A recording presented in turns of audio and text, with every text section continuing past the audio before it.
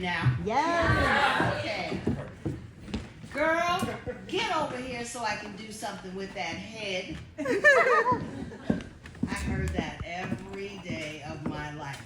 Not that hair, but that head.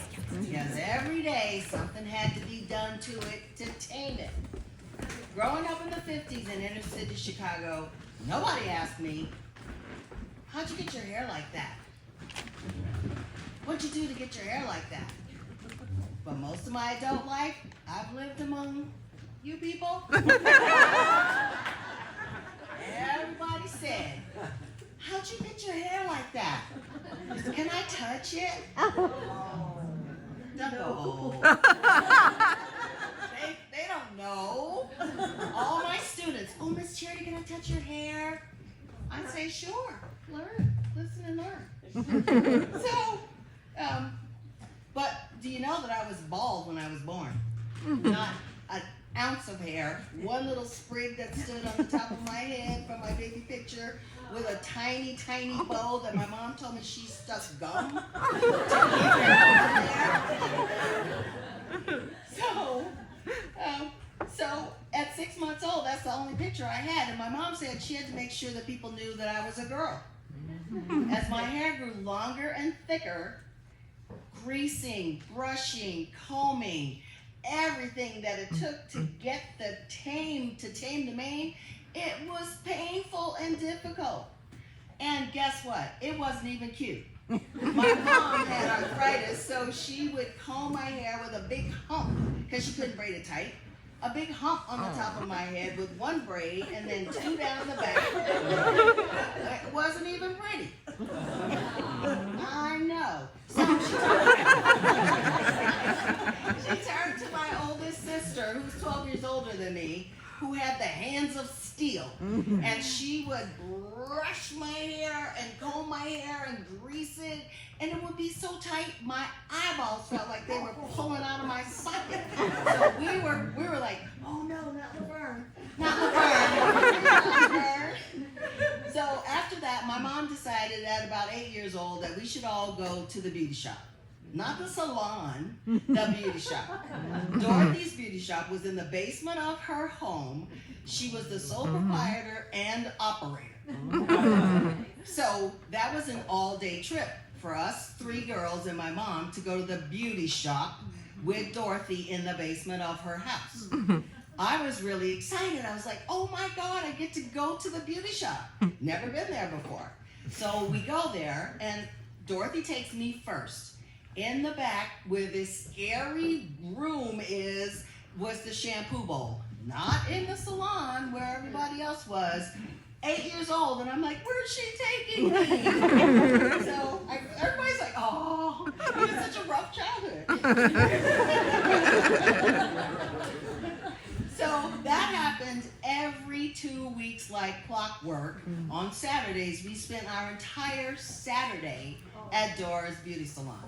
But the shampoo was okay, except that the water was way too hot, and I said, it's too hot, and she said, I gotta get all this grease out. Everybody! Oh, it gets better. I was really excited because I could get a real shampoo in a shampoo bowl like the adults and not have to lean over the sink in my kitchen at my house. So then came the drying, the hood, stacked books of that I had to sit on, so because I was little. So the hood would come all the way down over my hair. So I'd sit there for what felt like 6 hours. My sister, she did have 2 dryers. So my sisters would be done. And I'm like, wait, why are they finished? And I lift up the hood and I say, Dorothy, am I done? She'd come over there and she'd feel around and she'd say, not yet, honey. So I'd sit there all scrunched up with a towel around my ears because it was so hot. It was burning me up. But that wasn't even the best part, because after that came the hot comb. Do you know what a hot comb is? Okay, a hot comb is little tiny combs, and it's on a burner. So it's hot. And what else is in there? Grease. So you sit there and there's like sizzling, and I'm like, and I'm scared to move because I don't want to get burned, and so that was horrible.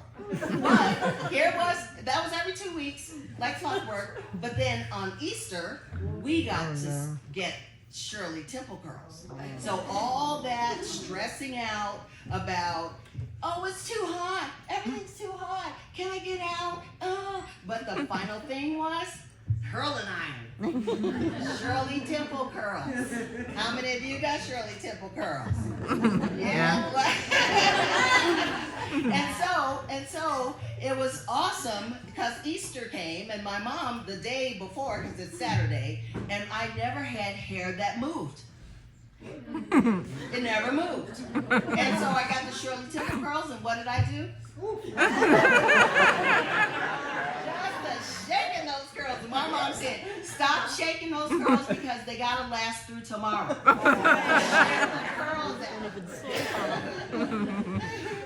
So the shampoo and curl and all that stuff lasted some years until I finally got into 7th grade, and I said, Mom, can I cut my hair?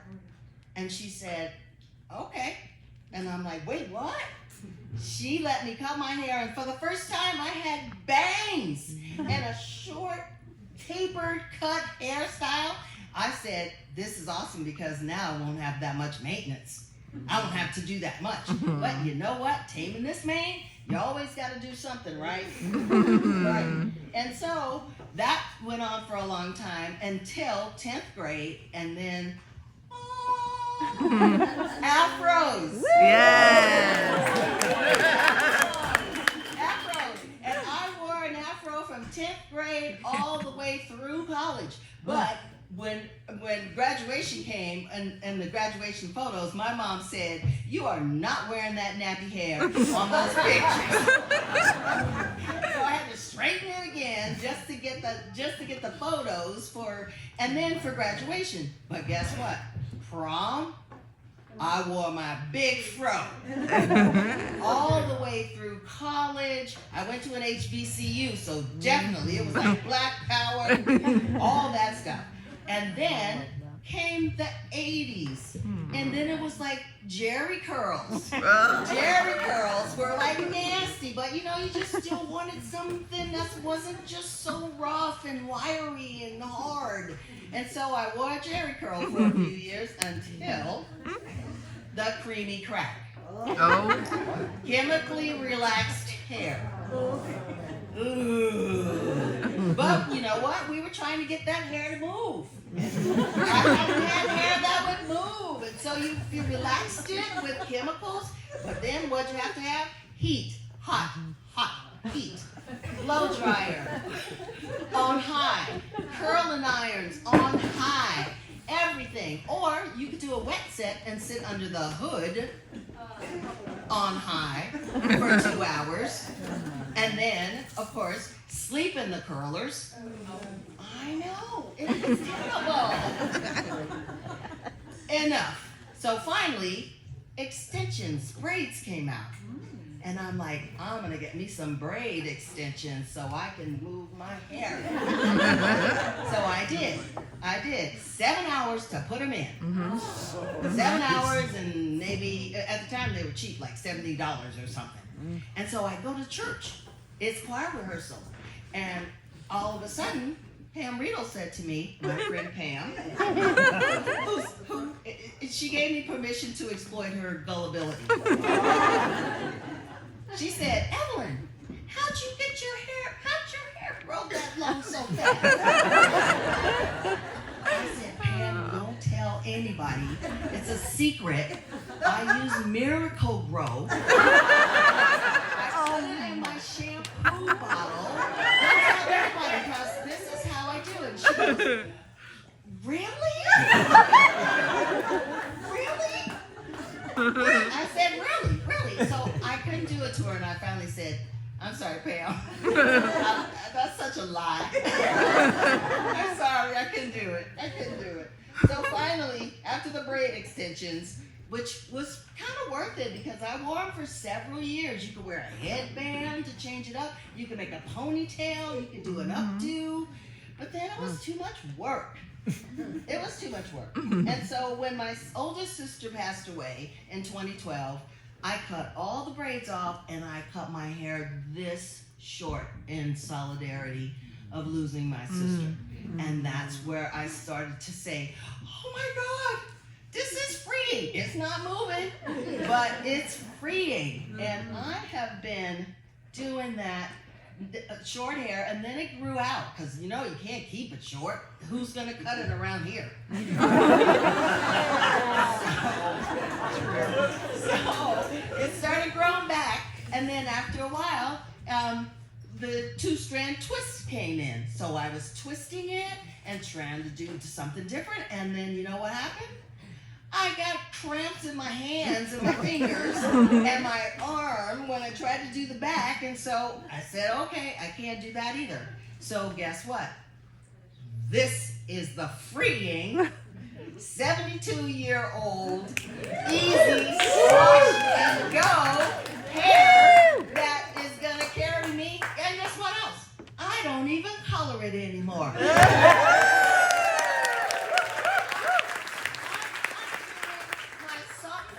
Aging easy, and you know what?